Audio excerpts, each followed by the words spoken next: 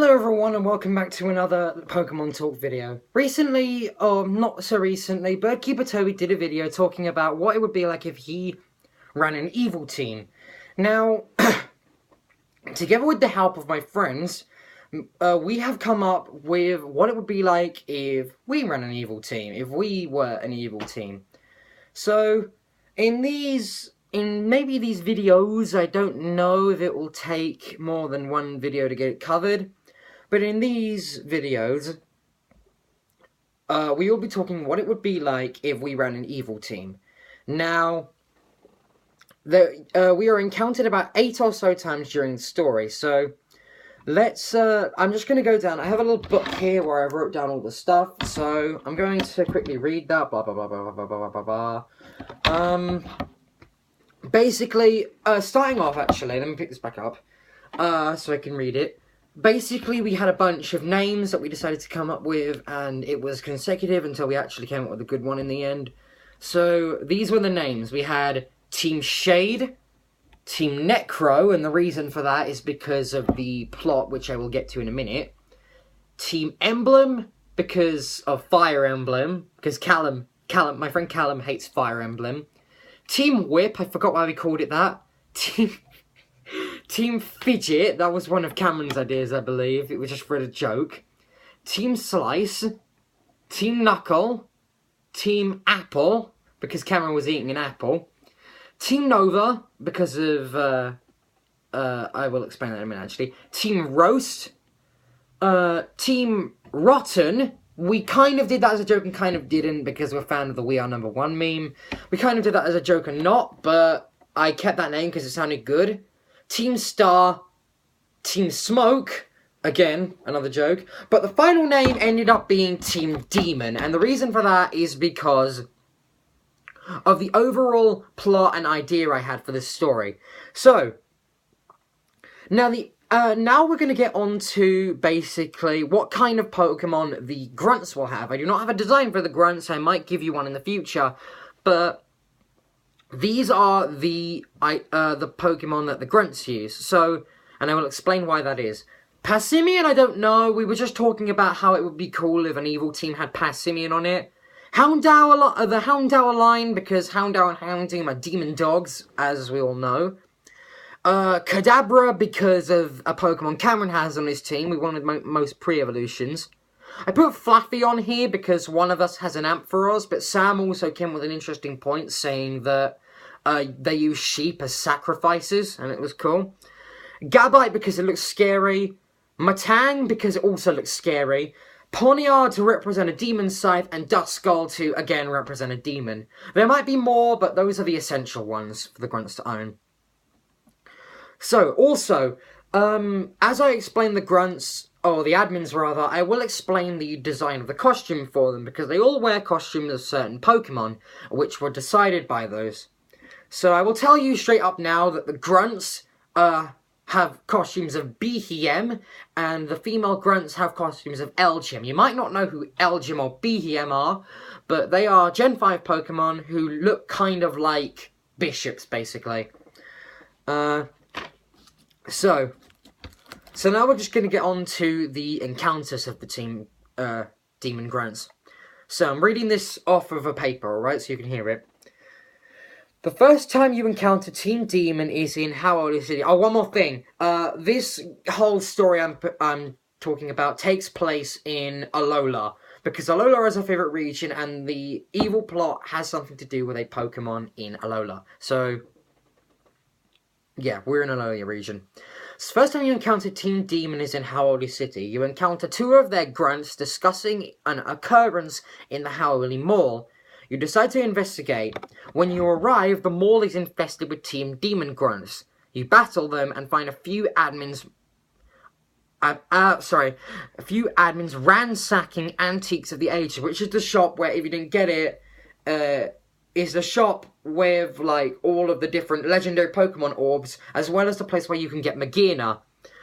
The Grunts notice you and battle you. Okay, after you defeat them, before they leave, one of the Grunts will tell you this is only the beginning. And the invasion caused the mall shop owners to evacuate. After the grunts leave, they come back in. The owners of Antiques of the Ages tell you that the Team Demon stole some ancient writing on Ultra Space and Ultra Beast. So, second encounter, it will be quite a while until you encounter Team Demon again. Unlike Team Skull, who the moment you meet them just start popping up everywhere, Team Demon actually takes some time. So, it will come rather unexpectedly when you encounter them again. You get to the top of Weller Volcano Park and have a wild encounter with UBO-01, aka Nilego. It will be level 75, so your party is expected to lose.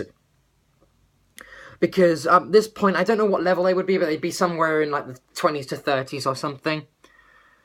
After the battle, if you lose the battle, it doesn't matter because it's supposed to happen. After the battle, the trial captain Kiawe will appear. He will fend off Nilego and heal your Pokemon. Suddenly, Team Demon will appear. They will be accompanied by the very first admin of the game, the very first important character, Jabberwock the Lemur, aka Sam.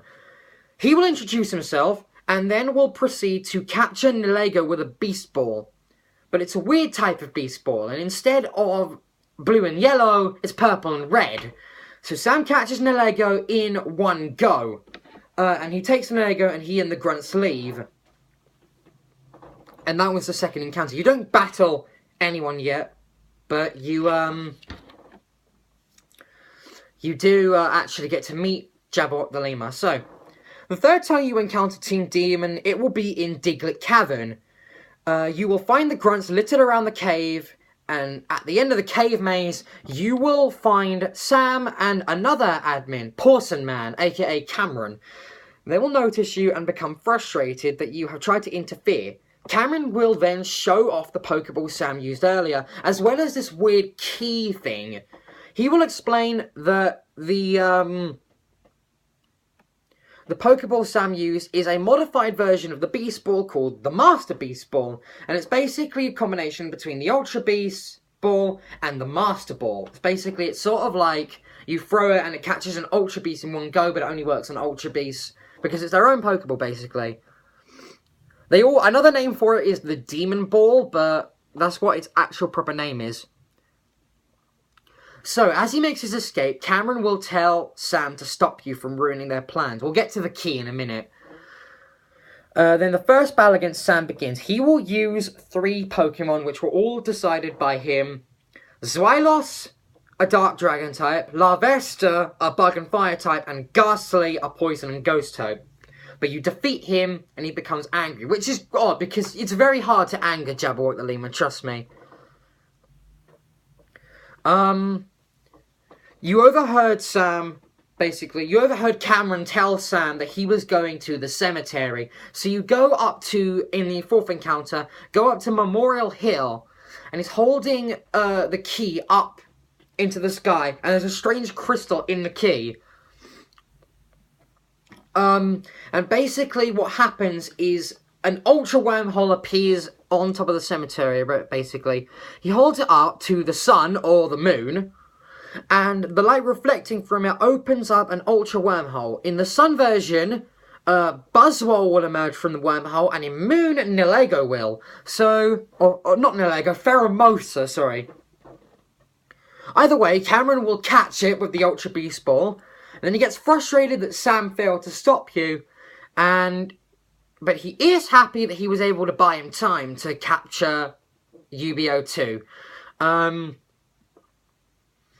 He decides before he departs to battle you himself. He will use 4 Pokemon. Braixen, the evolved form of Fennekin, a pure fire type. Eevee, a normal type. Kirlia, a psychic and fairy type. And a shiny Kadabra. And the reason it's shiny is because Cameron, for a while now, has been trying to find a shiny Kadabra, a shiny Abra rather, from the Masuda method, but had no luck. So we just pretended that he got it. You defeat him, and he makes his getaway. So, encounter 5, 6, and 7, and 8. There are 8 times you encounter them. So, I believe now would be a good time to explain the crystal, basically. Or rather, actually, hang on. Do they do it later? Yeah, they do. Encounter 5. On your way to Acerilla's ghost trial, you find Team Demon opening another Ultra wormhole. Out from the wormhole comes Xurkitree, UB-03. Another admin uses the Master Beast Ball and catches it. This admin is Callum. And he doesn't have a YouTube channel, so we're just going to call him Callum. He introduces himself and explains he has heard about you from Cameron and Sam, and he tells his grunts to head towards the Thrifty Megamart. But before he goes, he explains to you what the Cold Crystal Key is about. He explains that the crystal in the key is from the legendary Pokemon Necrozma, and it can be used to open up Ultra Wormholes.